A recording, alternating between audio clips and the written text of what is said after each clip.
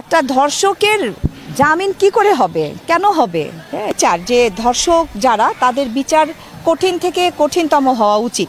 যারা আইনজীবী আছেন তাদের কাছে আমি অনুরোধ করব যে আপনারা কোনো ধর্ষকের পাশে দাঁড়াবেন না। ধর্ষক তার বেঁচে থাকা না থাকার কোনো মানেই হয় না। শহরে কিন্তু এই ধরনের সমস্যাগুলো বেশি দেখা যাচ্ছে না, দেখা যাচ্ছে গ্রামে।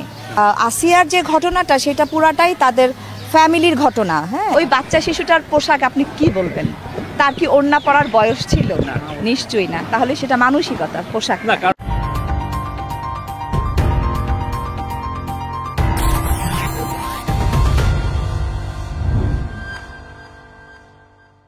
কারণ তো আসলে ভাইয়া বলতে পারবো না, কিন্তু বিষয়গুলো খুবই বাজে। হ্যাঁ, যা আসলে মানে অনেকে নিতে পারছে না। হ্যাঁ, অনেকের এগুলো সহ্য পারে। বাচ্চাগুলোকে যখন চেহারাগুলো দেখি, মানে ফেসবুক বলেন বা ইউটিউবে বলেন, তখন খুবই মানে কষ্ট লাগে, খারাপ লাগে। নিজের বাচ্চার কথা তখন মনে হয়। হ্যাঁ, তো এগুলো আসলে কোন ধরনের মন মানসিকতার মানুষগুলো এগুলো করে? এদেরকে মানুষ বলাও মানে বলতে ইচ্ছা করে না। হ্যাঁ, এদেরকে আসলে মানুষ বলতে ইচ্ছে করে না। এগুলো কি ধরনের মানে প্রকৃতির, এগুলো কি জানোয়ার টাইপের, কি ধরনের জানোয়ার তাও আমি আসলে বুঝতে পারি না যে কিভাবে এরা এই ধরনের কাজগুলো করে। না, রাস্তায় মেয়েরা সেফটি ভাবে বের হতে পারছে না, এটা ঠিক না।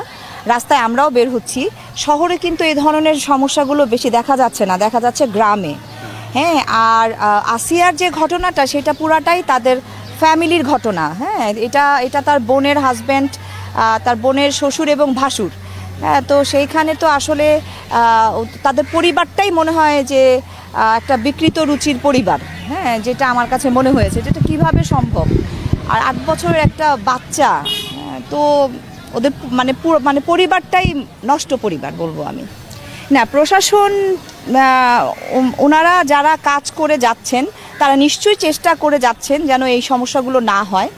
আর যারা প্রশাসনে কাজ করেন তাদেরও তো ছেলে মেয়ে আছে, তারাও যে সন্তানের বাবা না তা তো না। হ্যাঁ, তো ওনাদেরও নিশ্চয়ই মাথার মধ্যে, ওনারাও তো মানে এটা নিয়ে চিন্তা অবশ্যই করেন যে এটা কিভাবে দমন করা যায়।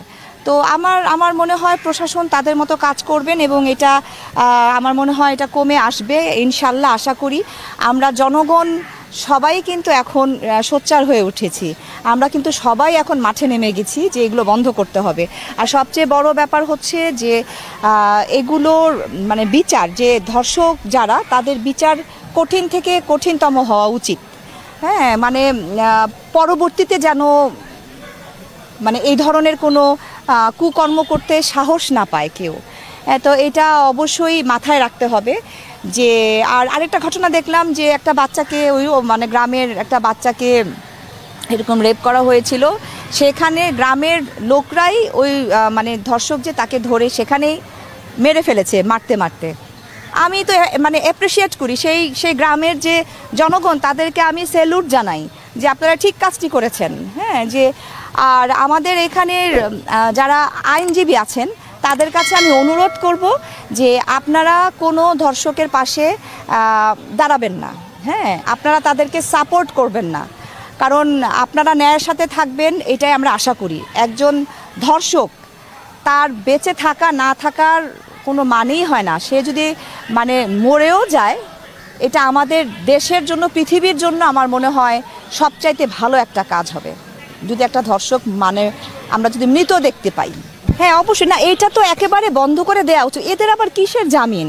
এই ধরনের মানে ব্যবস্থাটা কিভাবে আমাদের মানে আইনও আমার মনে হয় যে একটু পরিবর্তন করা দরকার। মানে একটা ধর্ষকের জামিন কি করে হবে, কেন হবে? হ্যাঁ, সে বের হবে কেন?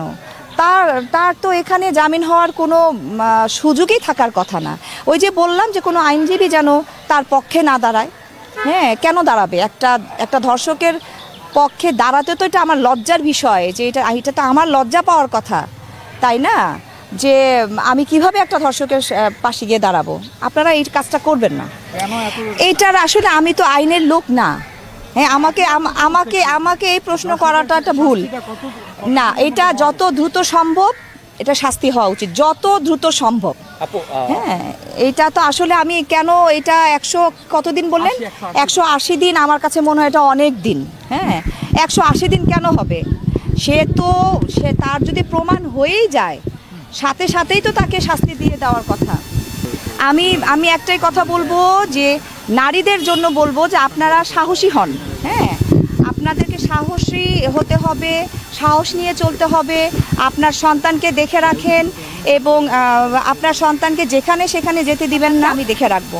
যেমন আমার কিন্তু আমার কন্যা সন্তান, ঠিক আছে, আমি কিন্তু আমার মেয়েকে কখনো একা কোথাও আমি বের হতে দেই না। হ্যাঁ, আর রাতে গিয়ে কোনো বান্ধবীর বাসায় থাকতে গেলেও সাথে আপনি থাকবেন, সমস্যা তো কোনো মানে এটা কোনো ব্যাপারই না।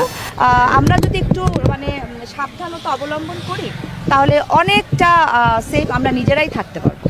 মানসিকতা, পোশাক, শুনেন আমাদের হাদিসেও আছে যে চোখের পর্দা বড় পর্দা। হ্যাঁ, এই যে পোশাকের কথাটা বললেন, একটা ছোট্ট বাচ্চা শিশুর জন্যই কিন্তু আমরা সবাই কিন্তু নেমে গেছি। ওই বাচ্চা শিশুটার পোশাক আপনি কি বলবেন? তার কি ওড়না পরার বয়স ছিল? নিশ্চয়ই না। তাহলে সেটা মানসিকতা, পোশাক না, কারণ বড়রাও কিন্তু এইভাবে হেনস্থা হচ্ছে। আমাদের দেশে আসলে নারীরা অবহেলিত সেটা কিন্তু আমি বলবো না, কারণ নারীরা কিন্তু আজকে দেখবেন অনেক ভালো একটা পজিশনে আছে। হ্যাঁ, আপনি সর্বস্ত জায়গায় দেখবেন নারীদের জয় জয়কার, ঠিক আছে। এখানে নারীরা অবহেলিত সেটা বলবো না, তবে একটা ঘরের মধ্যে 10টা মানুষ থাকলে 10 জনই যে ভালো হবে এমনও কোনো কথা না, ঠিক আছে। আর এটা কিন্তু বেশিরভাগ গ্রামে হচ্ছে, শহরে কিন্তু এগুলো বেশি হচ্ছে না, গ্রামের দিকে এগুলো বেশি দেখা যাচ্ছে। হ্যাঁ, তো গ্রামের যারা মা বোনরা আছেন আপনারাও আপনাদের খেয়াল রাখবেন, বাচ্চাগুলোর খেয়াল রাখবেন।